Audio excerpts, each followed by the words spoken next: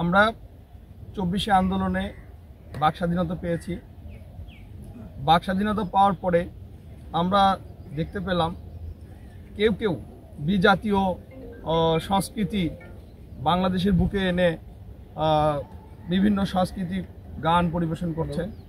আমরা দেখতে পেরেছি আপনার ইয়েতে কনসার্ট হয়েছে একটা, যেখানে পাকিস্তানের সঙ্গীত শিল্পী এসে গান গেয়েছে।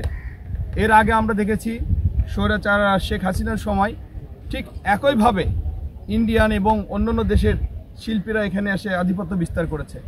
তখন আমরা একটি অনুধাবন করলাম যে আমাদের বাংলাদেশীয় শিল্পীরা এরা কিন্তু মানে এদের চাপা পড়ে যাচ্ছে এবং তারা বাংলাদেশের যে সংস্কৃতি এটাকে আগায় নিতে পারছে না। ঠিক এই মুহূর্তেই আমরা ঠিক সবার আগে বাংলাদেশ এগিয়ে নেওয়ার জন্য আমরা বাংলাদেশে যত ব্যান্ড থেকে শুরু করে লোকাল আপনার মাটির শিল্পী যারা আছে, মাটির গান গায়, দেশের গান গায়, এদেরকে নিয়েই আমরা সবার আগে বাংলাদেশ এই সংগঠনের তৈরি করে। এই সংগঠনের কাজই হবে সবার আগে বাংলাদেশ এবং এই বাংলাদেশের শিল্পী এবং ঐতিহ্যকে এগিয়ে নেওয়ার জন্য। আমরা কিন্তু আপনারা দেখেছেন ঢাকায় কিন্তু সফল একটি প্রোগ্রাম করেছি। সেখানে 2 কোটি লোকের একটা মিশ্রণ ঘটেছিল। কেউ শুনেছে, কেউ দেখেছে, কেউ উপস্থিত হয়েছে। আমরা এখানে অনলাইনে আমাদেরকে প্রায় হিট হয়েছে, 2 কোটিরও অধিক মানুষ অনলাইনে দেখেছে সারা বিশ্বে। এখন আমরা এটারই অংশ হিসেবে বাংলাদেশের 4টি জায়গায় একসাথে একইভাবে একই রকম অনুষ্ঠান করছি।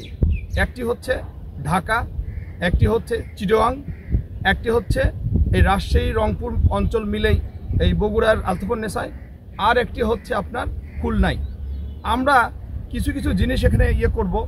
আমাদের কিছু কিছু জিনিস হবে 4টা জায়গায় একই রকম একই সঙ্গে এখানে হবে। বাংলাদেশে মনে হয় কখনো এই জিনিসটা হয়নি। আপনারা আরেকটা জিনিস এখানে পাবেন, সেটা হচ্ছে শুধু আমরা অন্যান্য জায়গার অন্য দেশের মধ্যেই অন্যান্য জায়গার শিল্পী এখানে আনবো না। এখানে থাকবে লোকাল শিল্পী, রংপুর অঞ্চল যেহেতু আমাদের মধ্যে, রংপুর, তারপর আপনার রাজশাহী অঞ্চলের শিল্পী এবং কৌতুক অভিনেতা, আবৃত্তিকার সবাই এখানে থাকবেন। আর আমাদের এই টিমের প্রধান হচ্ছে আমাদের সাবেক মন্ত্রী আসাদুল হাবিব দুলু ভাই এখানে গতকালকে এসে গেছে, আমি আসতে পারিনি। বাদশা ভাই আছে।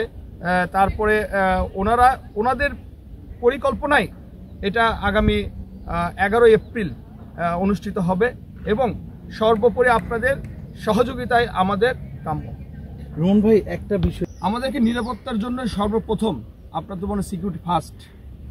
আমরা এটাই নিরাপত্তা করার জন্য আমরা এখানকার ডিসি, এখানকার এসপি ওনাদেরকে অলরেডি গত 2-3 দিন আগে চিঠি দিয়ে তাদেরকে আমরা প্রশাসনিক হেল্প চেয়েছি এবং আমাদের এখানে প্রায় 4 শতাধিক সিকিউরিটি আমাদের নিজস্ব থাকবে এবং সিসি ক্যামেরা থাকবে এবং গোয়েন্দা বাহিনী থাকবে। আমরা আশা করছি এই অনুষ্ঠানটি সফল হবে ইনশাল্লাহ, বিশৃঙ্খলা ছাড়াই।